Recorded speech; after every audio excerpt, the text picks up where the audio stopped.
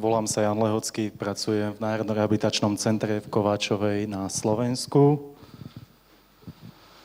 Na mojom oddelení je 24 lôžok, pracuje tu 15 zdravotných sestier a 10 sanitárov. Hospitalizujeme hlavne pacientov po úrazoch chrbtice s poškodením miechy, čiastočnou alebo úplnou léziou. Pacienti sú poväčšine prekladaní z nemocničného lôžka na spinálnu rehabilitačnú jednotku a tu sa prvýkrát stretávajú s rehabilitačným programom. Na oddelení realizujeme komplexnú ošetrovateľskú starostlivosť s dôrazom na ošetrovateľstvo v rehabilitácii. Prvoradou úlohou je oboznámiť pacientov s ošetrovateľským a rehabilitačným programom, zostaviť plán a cieľ ďalšieho manažovania pacienta. Pre stanovenie rizika vzniku dekubitov používame hodnotiaci systém podľa Nortonovej a ak tento ekvivalent dosahuje 5 až 9 bodov, zvyšuje sa ošetrovateľská starostlivosť a dozor o pacienta.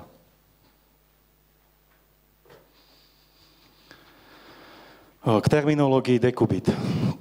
Dekubit je lokalizované poškodenie tkaniva vznikajúce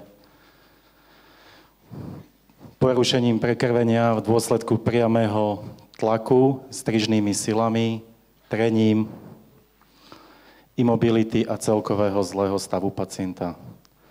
Rozsah poškodenia začína od začervenania a môže prejsť až k nekrotickej ulcerácii, postihujúcej svaly, šlachy, kosti, v závislosti od intenzity dĺžky pôsobenia tlaku, pacientovom telesnom stave a vplyvoch vonkajšieho a vnútorného prostredia. Na vzniku dekubitu sa podieľa viacero faktorov. Vnútorné faktory, vonkajšie faktory a chemické faktory. Medzi vnútorné faktory patrí znížená hydratácia a oxidácia tkaniva, hypoalbuminémia, znížený svalový tonus, ataka riadiacich nervových funkcií a strata citlivosti. Medzi vonkajšie faktory patrí mechanické poškodenie kože, ktoré môže byť spôsobené podložnou mysou, pokrčenou alebo znečistenou posteľnou bielizňou, prípadne sádrovým obväzom. Medzi chemické faktory patrí pot, moč, stolica, krv.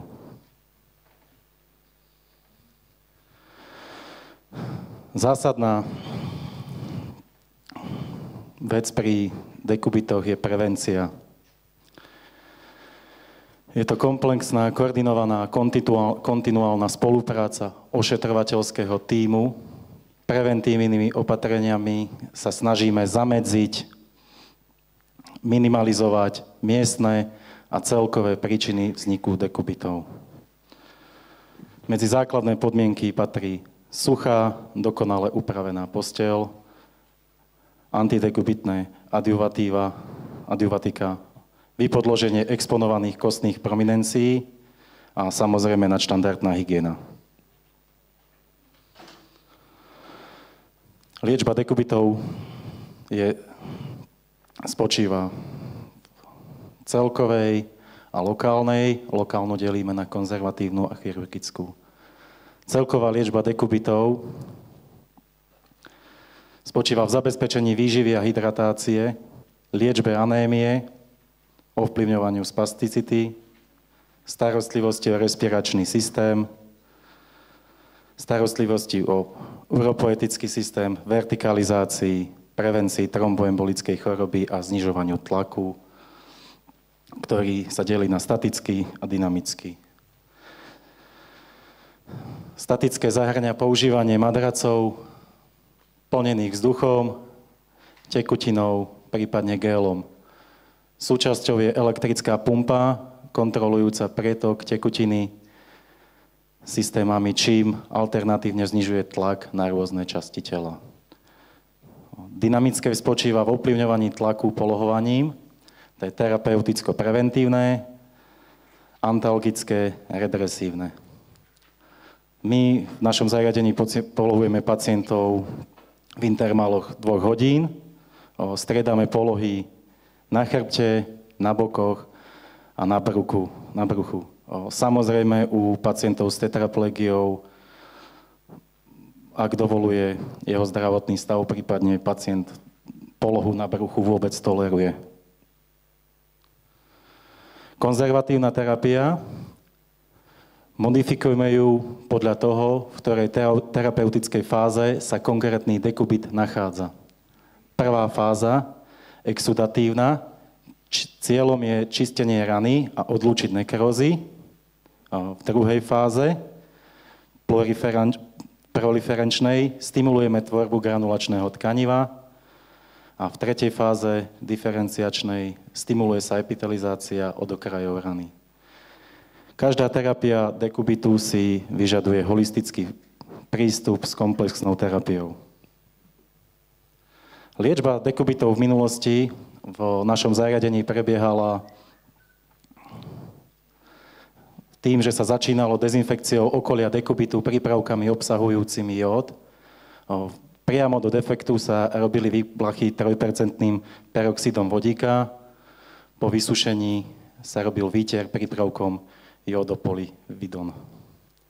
Prípadne prekrytie defektu neomycinovým mastným tylom, po prípade peruánskym alebo višňovského balzamom.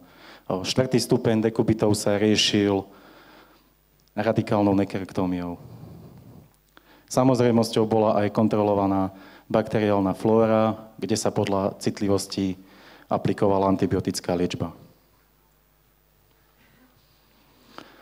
Z ďalšou možností v minulosti, ktorá sa používa, bola aplikácia vlhkej gázy s antiseptickou 0,02% kyselinou peroctovou, 10% roztok kyseliny boritej a chlumského roztok.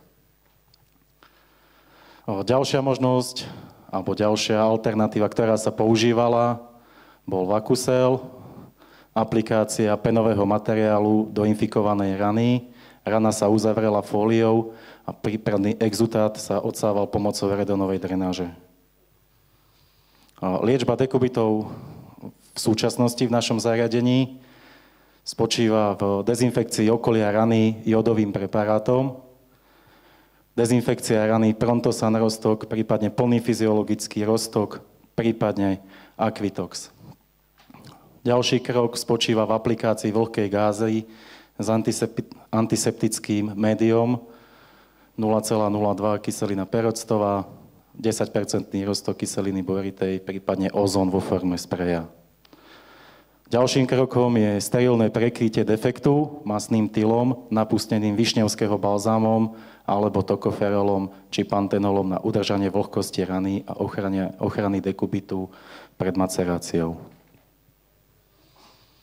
Samozrejmosťou je pravidelná kontrola bakteriálnej flóry podľa citlivosti po dohovore s klinickým mikrobiológom a farmakológom sa následne aplikuje cielená antibiotická liečba.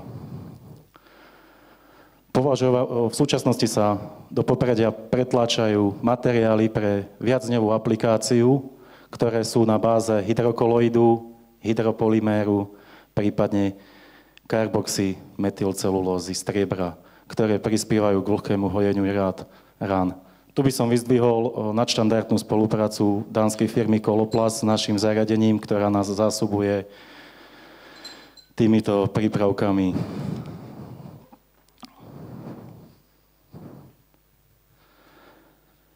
Pri ošetrení a lokálnej liečbe platí zásada udržiavania vlhkého prostredia, ktorá zabraňuje vzniku krúst.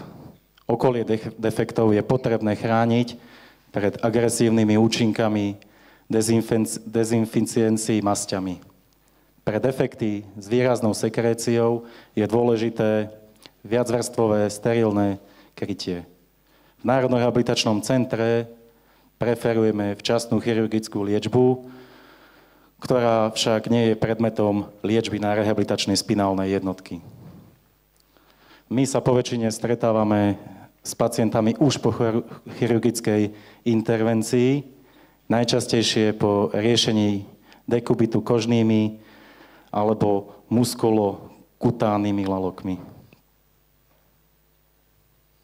S doplnkovou liečbou pri liečbe dekubitu máme skúsenosti hlavne s aplikáciou ultrazvuku, laserá a hlavne polarizovaného svetla, ktorého princíp účinku spočíva v stimulujúcom pôsobení polychromatického svetla, vytváraného lampou na granuláciu a novotvorbu ciev do hĺbky až 1 cm.